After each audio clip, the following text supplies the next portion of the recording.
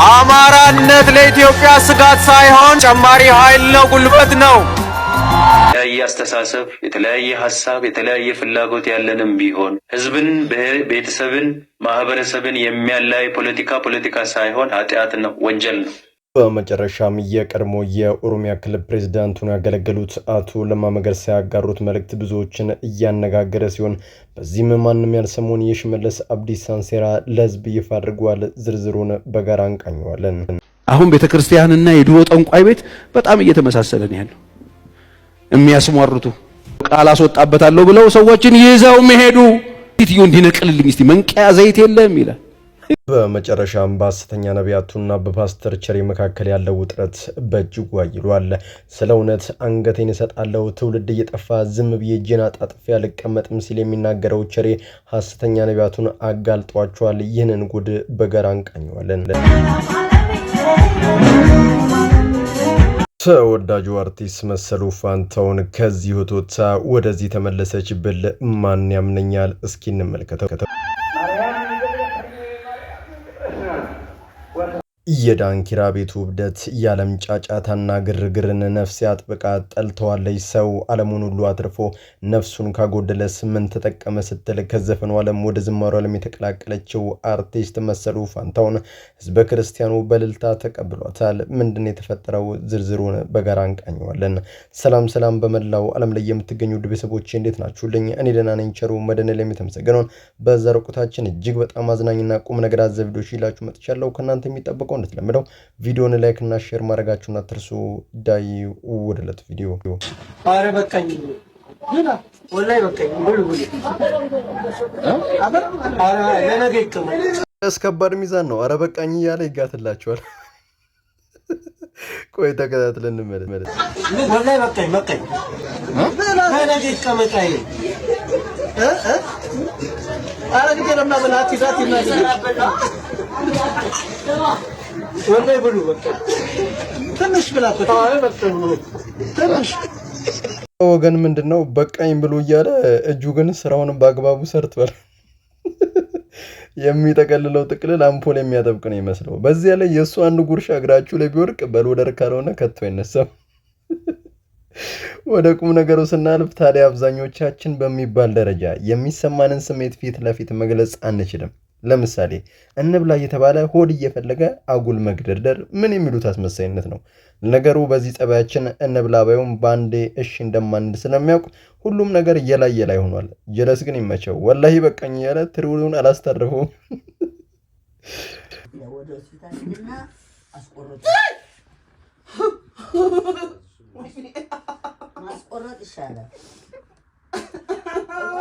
ግርህን ወለም ብሎ ወግሻ ቤት ከጀለሶች ጋር ሰብሰብ ብለ ስትሄድ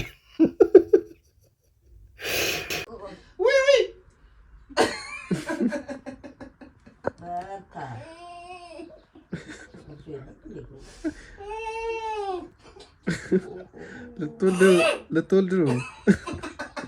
ጀለስ እሱ እየተሰቃየ ልትወልድ ነው። ያኛው አልቻለም። ጥግ ላይ ያለው በቃ ይስቀዋል አይገልጽ። አረ በስመ አብ ብቻ የሚልኩ በስንት ጣሙ የምር በቃ አልቻሉም እነሱ ራሱ።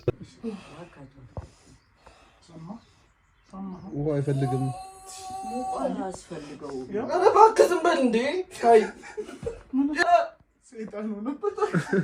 ምንም አይነት ሳይንሳዊ መድኃኒት ሳይጠቀሙ ፈጣሪ የሰጣቸውን ጸጋ በመጠቀም ወለምታውን ለመለሱልን እናት አባቶቻችን ፈጣሪ አምላክ በእድሜ በጸጋ ያቆይልን። የልጁ ኡታ ግን ዘግርም ነው። ለነገሩ የደረሰበት ነው ይሄን የሚያውቀው። እኔ ይሄን ካየው በኋላ በልጁ ቦታ እጅግ በጣም ተጨነኩ። ይጨንቀኛል፣ ዝም ብሎ ይጠበኛል፣ አልቻልኩም ምን ጨነቅማ ሁላችንም ተጨንቀናል። ልጁ ግን ዘና የሚያደርግ ነገር አለው። እስኪ ወደ ቀጣይ ቪዲዮ ደግሞ እንለፍ። ጦርነት አይሰለቻችሁም? ስታስጠሉ እንደገና ለሁለተኛ ጊዜ የሻገተ አስተሳሰብ ገና ከዛኛው ሳናገግም አሁን ደግሞ እንደገና ጦርነት።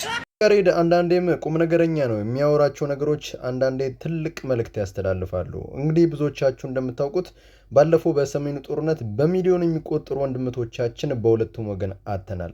አሁንም ደግሞ በሸረሪና አካባቢ በትላንትናው ዕለት በተፈጠረው የድሮን ጥቃት በርካታ ወንድሞቻችን እንዲሁ እንደቅጠል ረግፈዋል። እስኪ እንመልከቱ። በንፍጥ ላይ ባዝሪን እንደመለቅለቅ ነው። ገባችሁ? ሰላም ሚኒስቴር ምናምን የምትባል እኔ ከእስር ቤት ከተፈተው ጀምሮ ሁሌ ስለ ሰላም እሰራለሁ፣ ግን አንድ ቀን እንዲናርግ ብላችኋል። ይሄ ነገር እንደሚፈጠር ስለማቅ ብዙ ስራ እጄ ላይ ያለ ምናምን እያልኳችሁ ብዙዎቻችሁ እንደምታውቁት በሀገራችን ኢትዮጵያ ሰላም ሚኒስቴር የሚባል ትልቅ ተቋም አለ። እውነት ለመናገር ግን ከሰላም ሚኒስቴር አሁን ያሬድ የሚያስተላልፈው መልእክት ይሻላል። አሁን ያሬድ የሚያስተላልፈው መልእክት ማትረቡ የናንተ ሰላም ደግሞ ዝም ብለ ነጭ ቲሸርት አርገ እርግብ አርገ ሰላም ሰላም የረባይ ዲያን ከሌላችሁ ትሽ አንድ ነገር ልንገራችሁ። ምድረ ባለስልጣን ምናምን በል የትም ያለው ልንገራ ለናንተ ሆድ ሲባል ለናንተ ፈርስ አገር አፈርስም። ገባችሁ? ምንም ውሸት የሌለበት ትልቅ ሀቅ ነው። እስኪ ሁላችንም ከብሔርተኝነት ከፖለቲካ አንዴ እንውጣና በሀገራችን ከአመት ወደ አመት እያየለ የመጣውን የእርስ በርስ እልቂት አስተውላችሁ ታውቃላችሁ? ግን ድንበር ለማስከበር ከሌላ ወራሪ ጠላት ጋር እኮ አይደለም ይህ ሁሉ ዋጋ እየተከፈለ ያለው።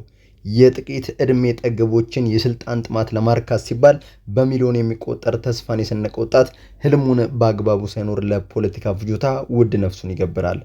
ወደ ኋላ ልመልሳችሁና በቀደመው የሰሜኑ ግጭት ያውሉ ወጣት ረግፎ እናቶች የሚጦሯቸው ልጆቻቸውን ተቀምተው የኛ ባለስልጣናት ግን ዛሬም ድረስ ዝንብ እንኳን ሳይርፍባቸው ልጆቻቸውን ቤተሰቦቻቸውን በውጭ ከልለው በድሃው በምስኪሉ ላይ ግን ቁማር ይጫወታሉ። አሁንም እንጮሃለን።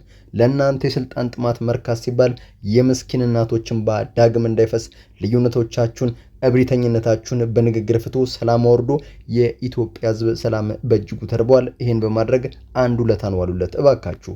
ገንሰ ከነ ከሰት ታርከ ገልፈቱ ወርዶፋ ጅራ ጭራዴም ናማን ቦደ ጠረጋዴም ነው ለፈራ የተለያየ አስተሳሰብ፣ የተለያየ ሐሳብ፣ የተለያየ ፍላጎት ያለንም ቢሆን ህዝብን፣ ቤተሰብን፣ ማህበረሰብን የሚያላይ ፖለቲካ ሳይሆን ኃጢአት ነው፣ ወንጀል ነው።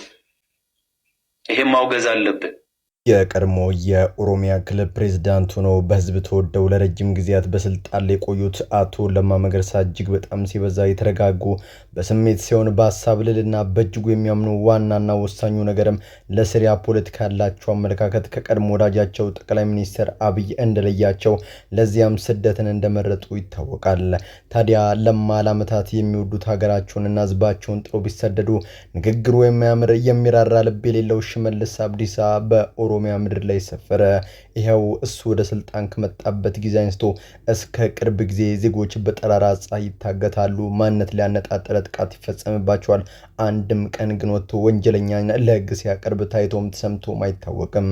ለዚያም ነው ለማ ህዝብን ቤተሰብን የሚለያይ ፖለቲካ ሳይሆን ኃጢአት ነው፣ ወንጀል ነው ሲሉ በመናገር ዛሬ ላይ በኦሮሚያ ክልል የዚያን ደግ ህዝብ ተዋዶና ተፋቅሮ ከኖረው ህዝብ ጋር ቁርሾ በመፍጠር እንዲጠፋፋ የሚያደርገው ሲሉ ሽመልስን ይሞግቱታል።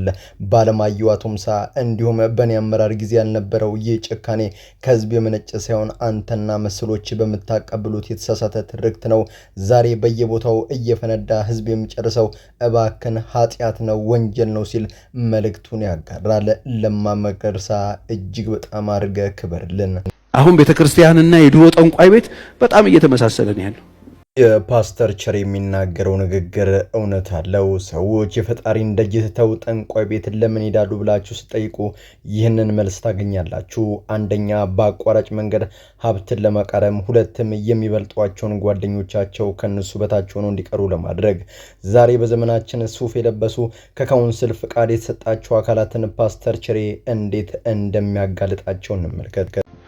የሚያስሟርቱ እናገርበታለሁ ቃል አስወጣበታለሁ ብለው ሰዎችን ይዘው መሄዱ፣ የሰዎችን ስም የሰዎችን ፎቶ ይዘው ሄደው የሚያስረግሙ። ፓስተር ቸሬ ይህንን ነገር በመናገሩ እጅግ በጣም በርካታ ነገሮች ይሰሩበታል። እውነቴን ነው የምነግራችሁ። ከሐሰተኛ ነቢያቱ ከባለስልጣናት ጋር በመመሳጠር እሱ ግን ዛሬም ነገም ወደፊትም ለእውነት ከመቆም ወደ ኋላ የማይል ጀግና ወንድማችን ነው። እግዚአብሔርን እወደዋለሁ ጌታችን ሴትዮ እንዲነቅልልኝ እስቲ መንቀያ ዘይት የለም ይላል። ቤተክርስቲያን ሰዎች መንቀያ አይደለች መትኪያ ናት። የወደቁትን የምናነሳበት ፓስተር ቸሬ እንዳለው ቤተክርስቲያን የምታስተምረን የጠፉትን እንድንፈልግ የተነቀሉትን በወንጌል ቃል አብበው እንዲበቅሉ የምናደርግበት ስፍራ እንጂ ምድራዊ የሆነው ሀብት ማጋበሻ እንዲሁም መንቀያ ቦታ አይደለችም። ዛሬ በዘመናችን ሀይባ እያጡ በህግ እንዳይጠየቁ ራሳቸውን በፖለቲካ የሸፈኑ በቀቀኖች አካውንት ውስጥ በሚሊዮኖች አስገብቻለሁ፣ መኪናና ቤት አውርጄልሃለሁ፣ ወደ አውሮፓ እንድትሄድ በቅባቴ ቪዛውን መትቼልሃለሁ ማለት ከወንጌሉ ቃል ይልቅ የምድር የሆነውን አበክረው ያቀነቅናሉ። ይህም ከየት የተማሩት ነው ካላችሁ ወደኋላ ከረጅም ምዕተ ዓመት በፊት በሀሳብ ይዣችሁ ልንጎድ ጠላት አጋንንት ጌታችንን ሲፈትነው አስቀድሞ እንዲህ አለው፣ እስኪ አንተ ጌታ ኮንክ ይህንን ድንጋይ ወደ ዳቦ ለውጥና እንብለው። ጌታ መለሰለት፣ የሰው ልጅ በምግብ ብቻ አይኖርም በእግዚአብሔር ቃል እንጂ። ተስፋ ያልቆረጠው ጠላት በታላቅ ከፍታ ላይ አብሮ ከወጣ በኋላ በምታት ሀብት፣ ንብረት፣ ምድራዊ ዙፋን እያሳየ ለእኔ ብትሰግድልኝ ይህን ሁሉ ነገር እሰጥሃለሁ ሲል ተናገረው። ጌታም መለሰለት፣ ለአምላክ ለእግዚአብሔር ብቻ ስገድ ተብሎ ተጽፏል ሲል አሳፈረው። አሁንም ቀጠለ። በታላቅ መቅደስ ላይ አብሮ ከወጣ በኋላ እስኪ ከዚህ ነገር ላይ ራስን ወርውርና አድን ሲል ተናገረው። ጌታም አምላክን አትፈታተነው ተብሎ ተጽፏል ሲል እንዳይመለስ አድርጎ አሳፍሮ ሸኘው። ዛሬ ግን በጌታ ስም ቃሉን ከማስተማር ወጥተው ድንጋዩን ዳቦ እናድርግልክ የሚሉ ወደኛ ቸርች ከመጣ ይህ የምታየውን ሀብት ዝናና ቅዳጃለን፣ ስገድልን፣ አጨብጭብልን፣ እልል በልልን የሚሉ በመጨረሻም የፈጣሪን ትዕግስት የሚፈታተኑ በስተዋልና ፈጣሪ ለነዚህ ሱፍ ለለበሱ ዘመናዊ ጠንቆች ልቦናን ይስጥልን።